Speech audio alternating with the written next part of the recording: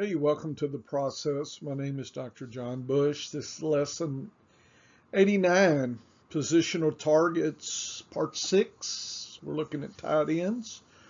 We're going through the first 16 NFL teams, looking at last year's targets, vacated targets, and using ADP kind of predict what the public is thinking about this year's targets. It gives us again a position to start from, a reference class forecast that we can then manipulate according to other research that we do. Everything I'm trying to work for is to help you win your fantasy football drafts, and hopefully you'll win your league by winning your draft. Okay, let's start. I'm going to show you 32 of these tables here. Position, team, player, sum of targets, the ADP and estimated targets, and we'll see where we end up from there. So 2020, Dan Arnold and this is for Arizona, was the top dog here. And Arizona had about 70 targets, which was pretty low actually. And for 2020, the public is focusing on Darrell Daniels and Max Williams, but really not even on the tight end two. Roughly splitting the targets in half. Nothing really to see here unless something dramatic happens. I'm not expecting that. Arizona's a pass on your tight ends. For Atlanta, then last year they got 104, and Hayden Hurst was the top dog with 88 of that. So he owned most of the structure of the targets. And this year, based on the rookie draft and the activities out of college, Pitts is supposedly the new phenom, and then Hayden Hurst is around probably to it's good backup and help the rookie get going. So you assume if he's going to shine, it'll be later than sooner in the season. The ADP is about 93 to 40, and so it's about a 70 to 30 ratio and roughly 104 targets. So that puts Pitts at 71 and Hurst at 33. I think Hurst hurts Pitts a little bit, and I'm not sure he's worth in redraft what is he, about the 4th or 5th running tight end? Not sure. Think I'm passing at that price. Baltimore had 105 targets last year. Andrews had 88.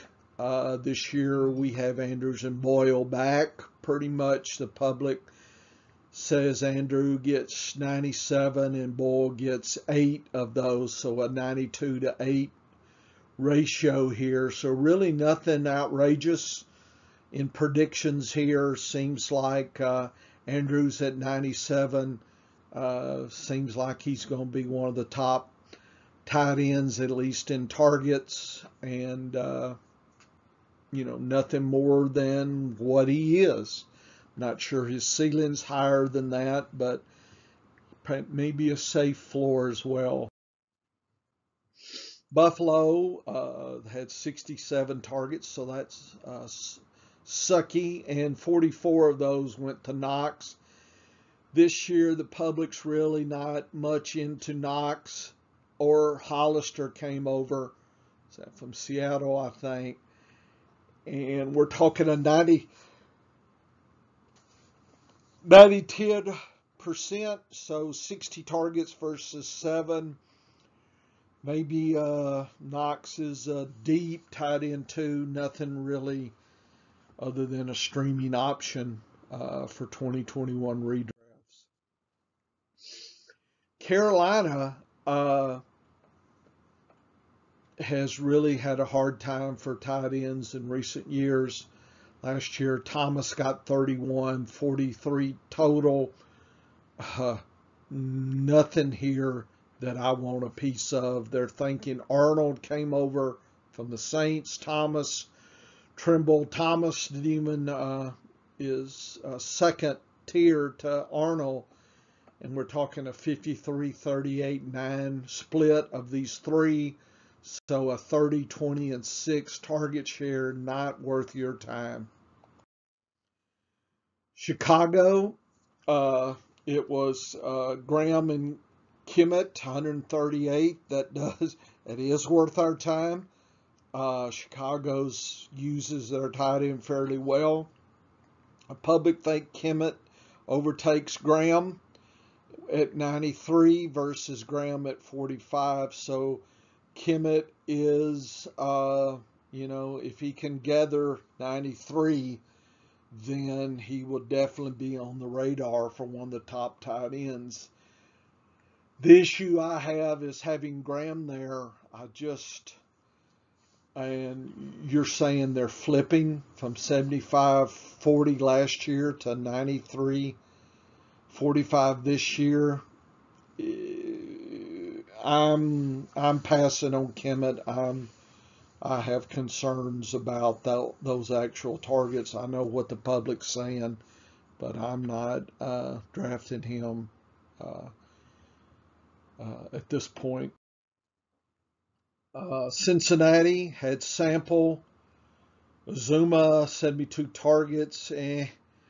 Azuma and Sample again, they're flip-flopping, and one of them gets 40, one gets 32. Nothing really worth our time other than maybe a deep tight end to play. I guess if one were to go injured, then if the vacated targets are there, that might be worth your play for 2021. But unless something dramatic happens, I'm not taking either one in redrafts. Hooper, Bryant, and Njoku, a three-way split, 139. Good targets. Three-way split, not good. And it looks like we've got the same split this year, three-way, and that really hurts Hooper's targeting. He's predicted at 81, so he might be a late tight end 1 or high tight end 2. He would definitely be somebody I'd pick up as a tight end 2, and I have in best balls. Okay, so that I'd look elsewhere for my tight end 1, but if you're going to take 2 in your redraft, you got a deep bench. Hooper's a good play. Schultz, Jarwin got hurt. Schultz got 89 of the 105. That does get my attention. This year they're thinking Jarwin won't get injured and Schultz goes back to second fiddle, and that's 67-38 and puts Jarwin at a tight end 2. Seems reasonable to me. If Jarwin gets hurt again, then Schultz maybe is a late tight end 1, high tight end 2. So just a handy handcuff at this point. Jarwin's a deep play. Fant got 93 of the 148. That gets my attention. The 5 others or 4 others split the other 50 or so.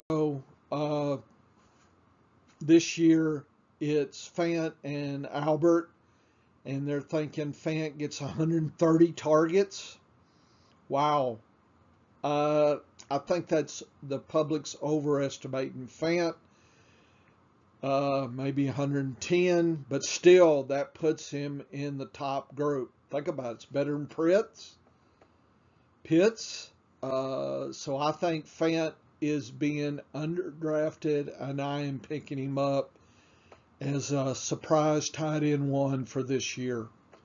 I don't think 130, but I think he could get 100, 110, and that puts him in the mix for a tight end one, and you get him later. So he's definitely been on my radar this year, and I would continue to draft him all day at the current price. Hawkinson is 115 for this year. Felt's 14. Last year, Hawkinson 101. 115 doesn't seem so bad. Notice Fant was 130. So I think Fant is probably not that much, but Hawkinson and Fant, I think Fant could be right in there with Hawkinson. I think people are maybe overdrafting TJ and underdrafting Fant, but either one I think is worth a good tight end one play there this year. Tanyan was really tight end. I'm touchdown dependent. He got half of the 94 roughly. This year they're thinking 75. So he's a nice tight end 2 type. That's all I can say. Just don't expect all the touchdowns. He was pretty efficient last year. Aiken's got half of the 101. They think he goes up to 80. If he can get 80, I think that's high. If he can get 80, he's going to be in the tight end 2 conversation. Good handcuff, injury play, spot play for waiver for bye weeks. So keep him on your radar. Burton, Cox, Doyle. It was a 3-way split. 119, great number, but everybody getting a piece of the pie. This year, Doyle and Cox, they think Doyle gets 80. If he can get 80, he's in the tight end 2, tight end 1 late discussion. He's being underdrafted, and Cox is probably his handcuff. So the public gives Doyle the play, and he's worth a tight end 2 play for me. Eifert O'Shaughnessy is 60-40 from Jacksonville. Pretty much they're thinking O'Shaughnessy is, and Eifert's gone. Davis and Tebow, though I'm staying away from this. Could be a train wreck. Or Tebow could collect everything. I don't know. I'm letting others draft him. Kelsey 144, predicting 150. Seems reasonable. Seems like he should be your tight end 1 pick. Nothing here suggests he can't do that. Grabbing, especially in tight end premium leagues, he's going in the top 4 or 5. Okay, that was my quick tour of the first 16 teams, and we will cover the next 16 in the next lesson. I kind of rocked and rolled through there.